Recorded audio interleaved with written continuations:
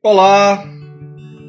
Lerei Os Atributos de Deus, de A. W. Pink, página 113, capítulo 14, com o tema A Misericórdia de Deus. A misericórdia de Deus origina na sua bondade. Rendei graças ao Senhor, porque Ele é bom, porque a sua misericórdia dura para sempre. Deus deve ser grandemente louvado por esta perfeição do seu caráter. 3 vezes, em 3 versículos, o salmista convida os santos a louvarem ao Senhor por este atributo adorável. E certamente é o mínimo que se pode pedir aos que tão copiosamente se beneficiaram dele. Quando ponderamos as características desta excelência divina, não podemos senão bendizer a Deus por ela. Sua misericórdia ou benignidade é grande, abundante, terna, de eternidade a eternidade sobre os que o temem. Bem podemos dizer com o salmista: louvarei com alegria a tua misericórdia. Diante de você farei passar toda a minha bondade, e diante de você proclamarei o meu nome, o Senhor. Terei misericórdia de quem eu quiser ter misericórdia, e terei compaixão de quem eu quiser ter compaixão. Em que a misericórdia de Deus difere da sua graça. A misericórdia de Deus tem a sua origem na bondade divina. O primeiro fruto da bondade de Deus é a sua benignidade ou generosidade, pela qual ele dá liberalmente às suas criaturas como criaturas. Assim, ele deu existência e vida a todas as coisas. O segundo fruto da bondade de Deus é a sua misericórdia, que denota a pronta inclinação de Deus para aliviar a miséria das criaturas caídas. Assim, a misericórdia pressupõe o pecado. Embora não seja fácil, a princípio, perceber uma real diferença entre a graça e a misericórdia de Deus, podemos compreendê-la se ponderarmos cuidadosamente os seus procedimentos para com os anjos que não caíram. Ele nunca exerceu misericórdia para com eles, pois jamais tiveram qualquer necessidade dela, porque não pecaram, nem ficaram debaixo dos efeitos da maldição.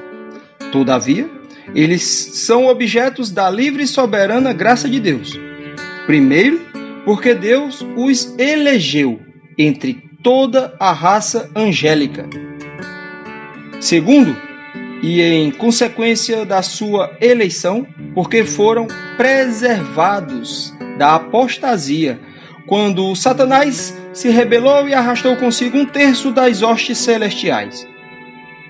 Terceiro, tornando Cristo o cabeça deles, pelo qual eles permanecem eternamente seguros na santa condição em que foram criados.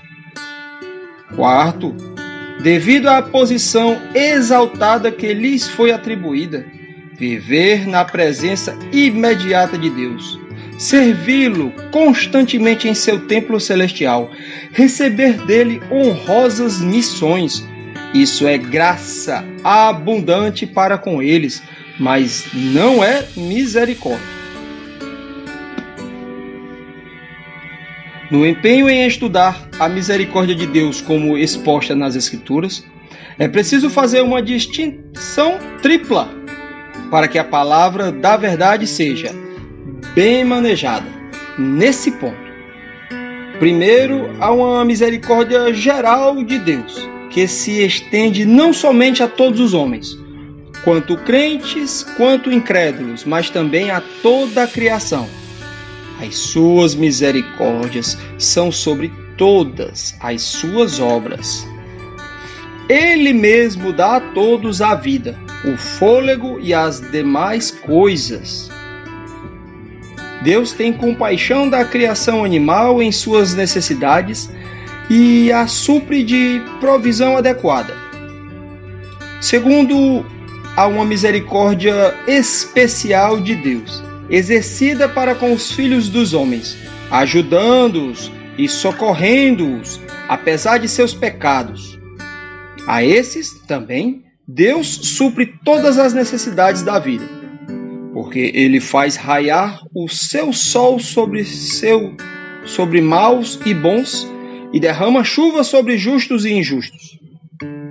Terceiro, há uma misericórdia soberana, reservada para os herdeiros da salvação, comunicada a esses por meio de uma aliança, através do mediador. A doação da sua misericórdia. Acompanhando um pouco mais a diferença entre o segundo ponto distinto exposto acima e o terceiro, é importante notar que as misericórdias que Deus concede aos ímpios são exclusivamente de natureza temporal. Quer dizer, limitam-se estritamente à presente vida. Não haverá misericórdia que se estenda a eles além túmulo. Este povo não é o povo de entendimento. Assim, aquele que o fez não se compadecerá dele, e aquele que o formou não lhe mostrará nenhum favor. Nesse ponto, porém, é possível que alguns dos nossos leitores tenham uma dúvida, a saber: as Escrituras não afirmam que a misericórdia de Deus dura para sempre? Com respeito a isso, é preciso salientar duas coisas. Deus nunca pode deixar de ser misericordioso, pois isso constitui uma qualidade da essência divina.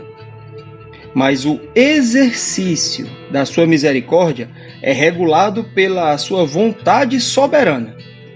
Tem que ser assim, pois fora dele não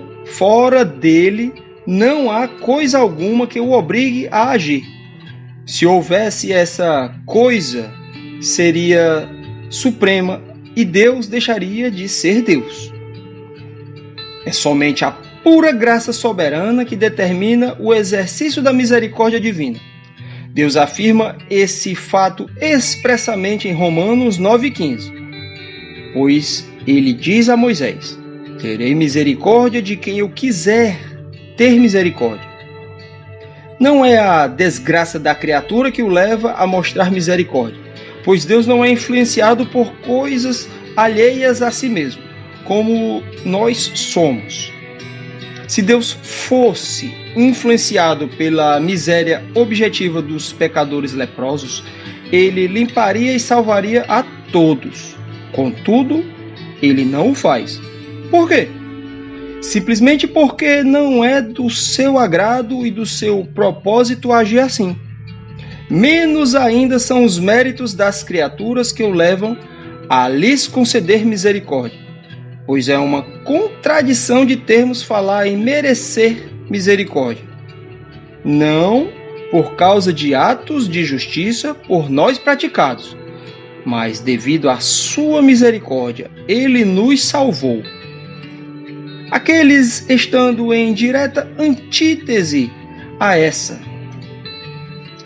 Também não são os méritos de Cristo que movem Deus a conceder misericórdias aos seus eleitos.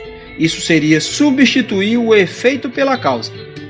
É através ou por causa da terna misericórdia de Deus que Cristo foi enviado ao mundo, ao seu povo. Os méritos de Cristo tornam possível a Deus conceder justamente misericórdias espirituais aos seus eleitos, tendo sido satisfeita plenamente a justiça pelo fiador. Não, a misericórdia provém unicamente da vontade soberana de Deus.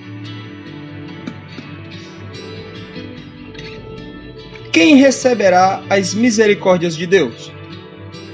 Novamente, embora seja verdade, Bendita e gloriosa verdade que a misericórdia de Deus dura para sempre. Devemos observar cuidadosamente os objetos a quem Deus mostra misericórdia. Até o lançamento dos reprovados no lago de fogo é um ato de misericórdia. O castigo dos ímpios deve ser considerado de uma perspectiva tripla. Do lado de Deus, é um ato de justiça, vindicando a sua honra. A misericórdia de Deus nunca se mostra em detrimento da sua santidade e justiça. Do lado dos ímpios, é um ato de equidade, quando sofrem a merecida recompensa das suas iniquidades. Entretanto, do ponto de vista dos redimidos, o castigo dos ímpios é um ato de indescritível misericórdia. Quão terrível seria se a presente ordem de coisas continuasse para sempre, quando os filhos de Deus são forçados a viver no meio dos filhos do diabo? O céu logo deixaria de ser céu, se os ouvidos dos santos ainda ouvissem a linguagem blasfema e corrompida dos reprovados.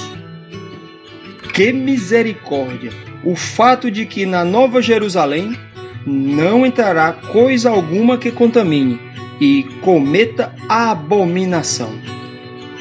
Para que o leitor não pense que esse último parágrafo estivemos laborando sobre a nossa imaginação, apelemos para as Escrituras Sagradas em apoio ao que foi dito. No Salmo 143, versículo 12, vemos Davi orando: E, por tua misericórdia, dá cabo dos meus inimigos e destrói todos os que me atribulam a alma, pois eu sou teu servo. Também no Salmo 136, versículo 15, lemos que Deus precipitou no Mar Vermelho a Faraó e ao seu exército, porque a sua misericórdia dura para sempre. Foi um ato de castigo a Faraó e aos seus exércitos, mas foi um ato de misericórdia para os israelitas. Além disso, em Apocalipse 19, de 1 a 3, lemos: Ouvi no céu como que uma grande voz de uma grande multidão que dizia: Aleluia! Salvação e glória e honra e poder pertencem ao Senhor nosso Deus, porque verdadeiros e justos são os seus juízos, pois julgou a grande prostituta que havia corrompido a terra com a sua prostituição, e das mãos dela vingou o sangue dos seus servos. E outra vez disseram: Aleluia! E a fumaça dela sobe para todo sempre. Sobe para todo sempre.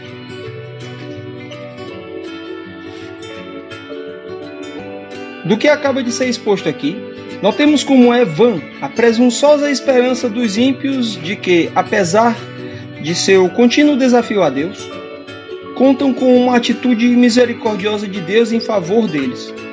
Quantos há que dizem: não acredito que Deus me lançará no inferno? Ele é muito misericordioso. Essa esperança é uma víbora que, se for acalentada no colo deles, irá feri-los com picada mortal. Deus é Deus de justiça, como de misericórdia. E ele declarou expressamente que, de maneira alguma, terá por inocente o culpado. Sim, ele disse: os ímpios serão lançados no inferno, e todas as nações que se esquecem de Deus. Os homens também poderiam raciocinar assim: se o lixo se acumulasse e os esgotos ficassem estagnados e as pessoas ficassem privadas de ar renovado, não acredito que um Deus misericordioso deixaria que elas caíssem presas de uma febre mortal. O fato é que aqueles que negligenciam as leis da saúde são tomados pela doença, apesar da misericórdia de Deus. É igualmente verdadeiro que os que negligenciam as leis da saúde espiritual sofrerão para sempre a segunda morte. É indizivelmente grave ver tantos abusando desta perfeição divina. Continuam desprezando a autoridade de Deus, pisoteando as suas leis, continuam em pecado e ainda pressupõem que Deus será misericordioso. No entanto, Deus não será injusto para consigo mesmo. Deus mostra misericórdia para o penitente sincero, porém não para o impenitente. É diabólico continuar em pecado e ainda contar com a misericórdia de Deus para cancelar o castigo. Equivale a dizer, façamos o mal para que nos venha o bem. Dos que falam assim, está escrito, a condenação dos tais é merecida. Com toda certeza, essa presunção se verá frustrada. Leia cuidadosamente Deuteronômio 29, do 18 ao 20. Cristo é a propiciação espiritual, e todos quantos desprezarem e rejeitarem o seu senhorio perecerão no caminho, quando em breve se acender a sua ira. Nosso pensamento final será sobre as misericórdias espirituais de Deus para com o seu povo, pois a tua misericórdia é grande até aos céus. As riquezas da misericórdia transcendem os nossos mais elevados pensamentos, pois assim como o céu está elevado acima da terra, assim é grande a sua misericórdia para com os que o temem. Ninguém pode medi-la. Os eleitos são designados vasos de misericórdia. Foi a misericórdia que os vivificou quando estavam mortos em pecado. É a misericórdia que os salva. É a sua abundante misericórdia que os gerou para uma herança eterna. E nos faltaria tempo para falar da misericórdia de Deus que preserva, sustenta, perdoa e supre os seus. Para eles, Deus é o Pai de misericórdias. Quando em elevação minha alma sonda as tuas misericórdias, ó meu Deus, a visão me arrebata e então me absorvo em encanto, em amor e em louvor. Agradeço, curta, compartilhe. Tchau.